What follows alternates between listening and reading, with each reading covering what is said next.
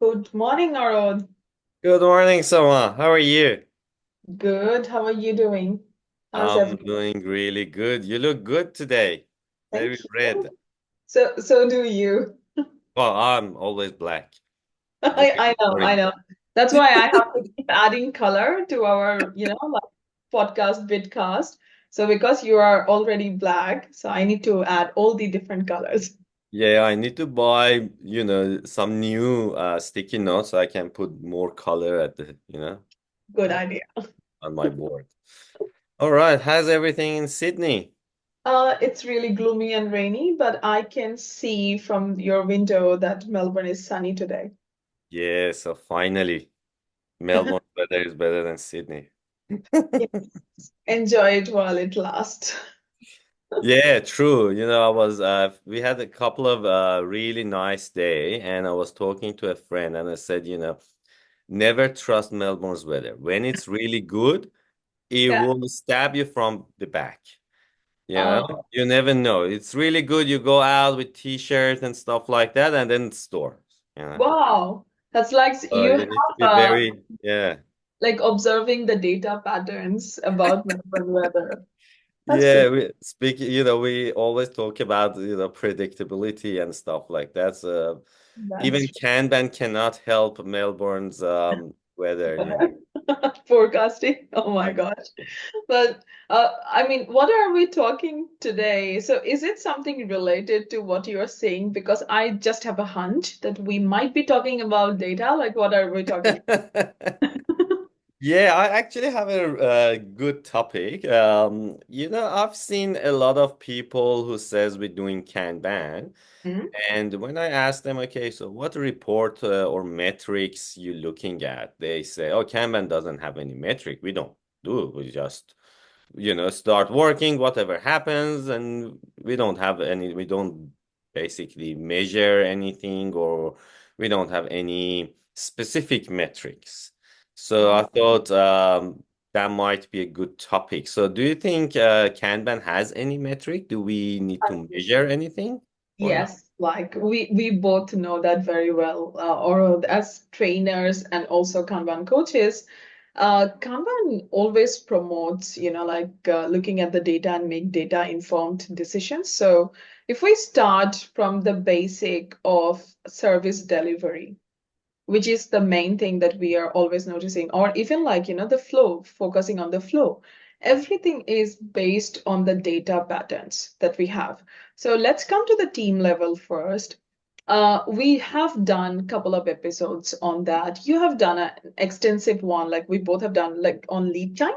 Yeah, So yeah, yeah. time is a very cool metric to look at, what can be done in a certain amount of time by the team. So like when it comes to setting expectation and SLAs with your customer, instead of doing just normal estimation, it is always advisable to look at your data patterns from the past, historic data, and then look at that and then make a more informed decision about what can be achieved in a certain period of time. So that's one.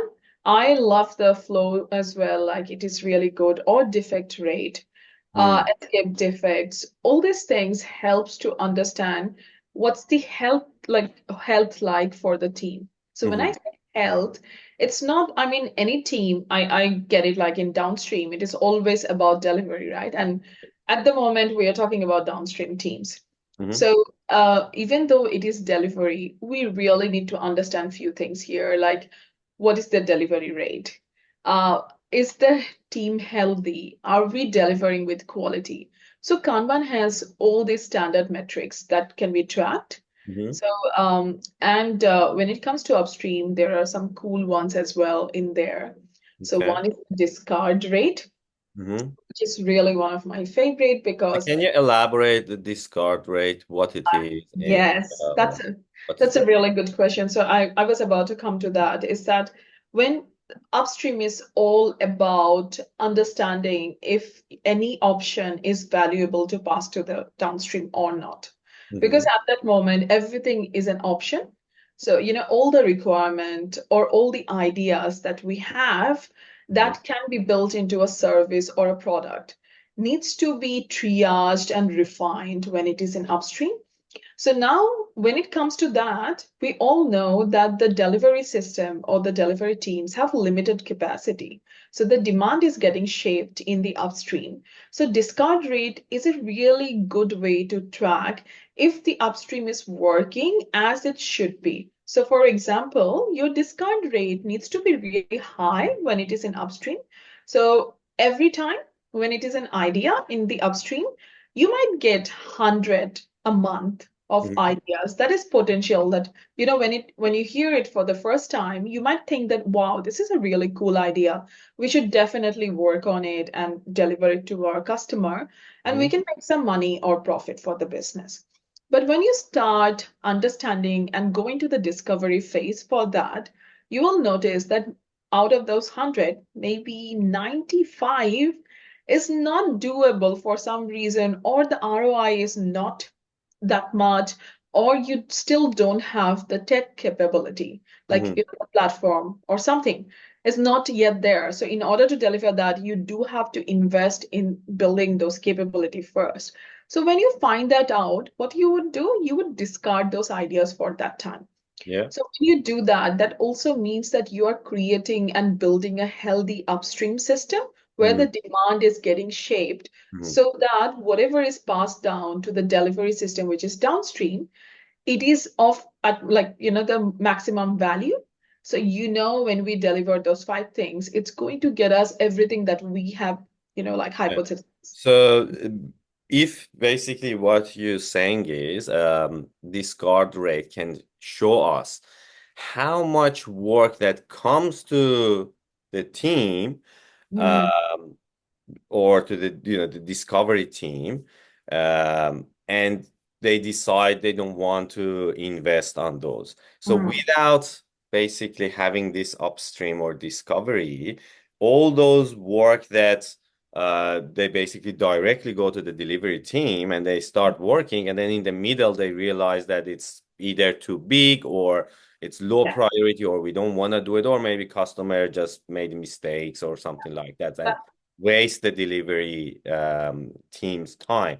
So by having that, we can reduce the context switch and reduce the waste in delivery. So they can focus on what actually matter to the business and customers. You're absolutely right. And in order to understand the discard rate better, we need to have another metric in the downstream part Mm-hmm. as well, which is called as the abort rate. Now, Mm-hmm. abort rate, the percentage of that should be as low as possible.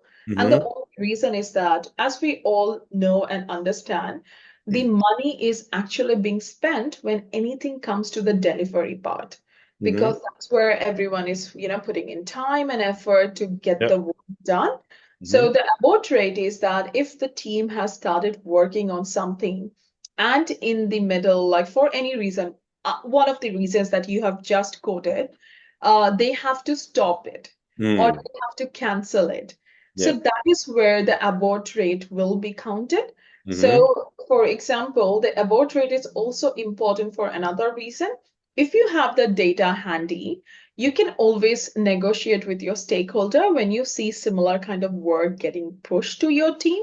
You can always go and have a say that, okay, hey, in the last, 1 year, we have seen 9 of this work have been already canceled midway, Yep. which led to this much of waste in the system. We had wasted money and effort and time. So do we really want to do that? What is the reason? Mm. So That if becomes your the abort rate is too high, that means we don't have a proper proper. discovery before Exactly. team commit to that. So team can use this basically report to understand that how much they context switch, Yes. and also how they can improve the flow of the work by having a better, upstream or discovery before actually commit to the work. So You. so far, if I back to the question, so Kanban has metrics. In Yes. fact, it has a lot of metrics, so that's another myth. And I just also like to back to one of the Kanban practices, which basically says improve collaboratively and evolve experimentally, right? And the experimentally part, it basically focus and on the scientific method that Kanban has, right? Because what we want to do is we basically said everything is a hypothesis until it happens.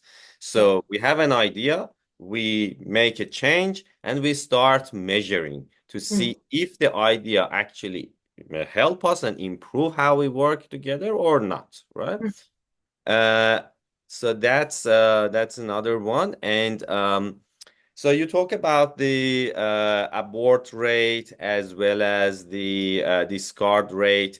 You also talk a little bit about the lead time distribution chart, which we use for predictability. And as you said, we have a mm, episode we talk only about lead time distribution chart. mm. So is there any other key metric that you can think of so we can talk a little bit about it? I like the escape defect one. That's one of my personal one because there are a few things, right? All this metric is indicating something, the Mm-hmm. data from it. So again, if I go back to the discard rate, if your abort rate is higher, that means prioritization is a problem. If Mm-hmm. your escaped defect rate is higher, that means that the requirement is not well understood. So that means there are silos happening in the team. So look at this, like these metrics are doing more than what you would expect them to do. So if you look at an escape defect, so let me first explain Yeah, what it can you yeah. explain what it is So it first? is like, when any kind of defect arises because you missed the understanding of the requirement in the first place.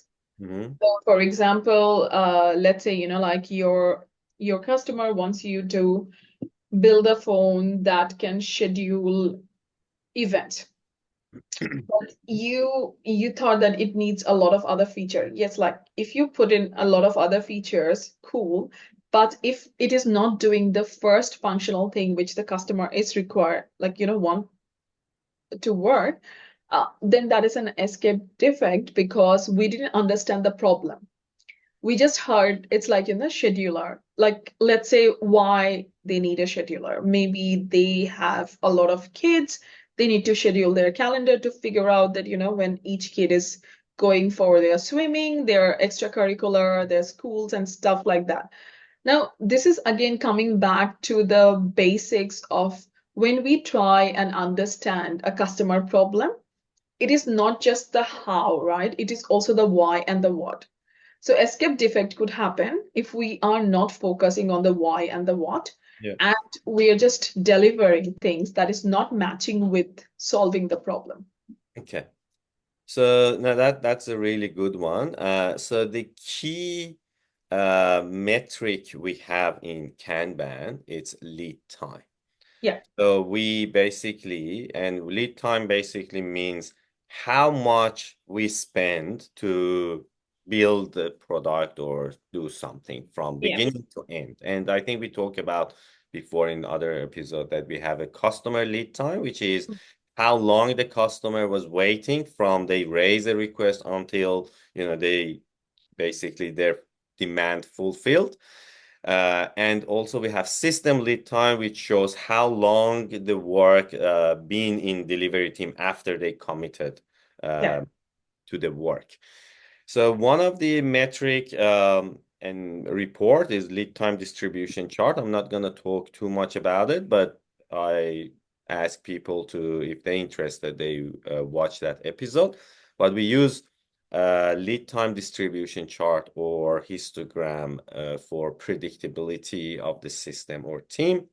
Mm, And another one, which is underestimated a lot, is a cumulative flow diagram or CFD diagram that we yeah, use it for stability of the system. mm, So I think probably we need to have a proper session and talk about CFD with, to show people, the different charts and how to read CFD.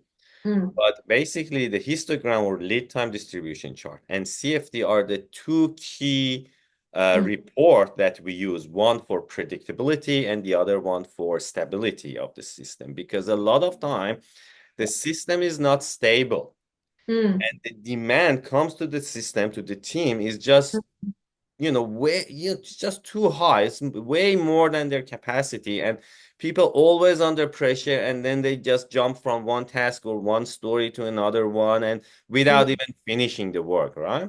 Yeah. So CFD it's a very powerful tools that can help them to just understand why Mm. they're so busy and why they always busy, but they don't deliver anything.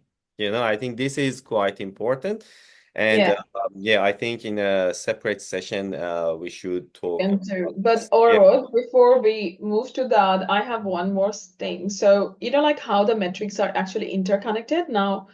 And this is really recommended for people who are using metrics. So, looking at the lead time alone is one dimensional. Again, why I'm saying that you need to understand, like, look at things in combination, because when you understand that your lead time is more for anything to deliver, Mhm. there are hidden, like root causes inside that. So Absolutely. escape defect is one of them that could actually increase your lead time. Mhm. Also, your WIP limit, because when we talk about CFD, it directly talks about, like how much is the WIP limit and how is that impacting your delivery rate and everything. Now, when you think about it, the metrics are like it works as a system in itself. So Mhm. lead time is definitely an indicator, but I would also advise people to look at the other metrics that Kanban suggests to figure out where is the continuous improvement required That's and right. how they can do it. Now, we also believe in Kanban that, whenever we are delivering something, quality is like given. Mhm. It's a very integral part of it. Service delivery without quality doesn't make sense. That's why the defect rates are also very important to look at, Mhm. because when you look at those things, if your defect rate is high, the lead time will be higher. It's not an issue, like like it's not unknown or Mm. uncommon. Also, if your WIP limit is high, Yeah. that's when also the lead time will be higher. So really good advice, Oro, that yes, lead time, distribution chart, but also look at the other metrics that Kanban suggest in combination to that, because everything is connected in the system. Absolutely. So those reports can help team to understand what they can do, or first of all, understand why their lead time is more Yeah. than they're expected, and Yeah, what they can do to, optimize it and reduce the lead time, which eventually help to improve the agility and customer satisfaction. All right, so just to wrap up, so today we talk about, does Kanban has any metrics or measure anything? As a lot of teams that doing Kanban, they don't measure anything, and they think Kanban, doesn't have any report.